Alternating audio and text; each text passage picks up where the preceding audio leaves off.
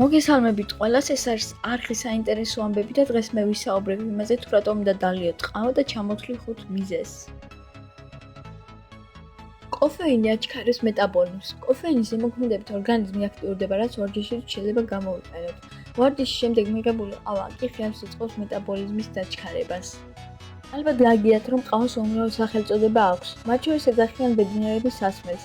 რადგან ჰავარდის მეცნიერის მტკიცებით, ადამიანები, რომლებიც დღეში 2 ან 4 წიგნ ყავას მიირთმევენ, ორჯერ ნაკლებად განიცდიან დეპრესიულ ემოციებს. ყავა შეიცავს ანტიოქსიდანტებს, სასარგებლო საკონდიცირებს, კალიუმს და ბევრ სხვა ვიტამინებს. ყავა ან კოფეინი ამცირებს კანის კიბოს განვითარების რისკს, რაც აიხსნება მასში დიდი რაოდენობით ანტიოქსიდანტების და ფიტოქიმიური ელემენტების არსებობით. ყავა აქვეითებს მეორე ტიპის შაქრიანი დიაბეტის განვითარების რისკს, რადგან ჰავარდის უნივერსიტეტში ჩატარებულმა კვლევამ აჩვენა, რომ ადამიანებში, რომლებიც ყოველდღიურად მიირთმევენ ფინჯან ყავას, 11% უფრო დაბალი იყო შაქრიანი დიაბეტის განვითარების მაჩვენებელი.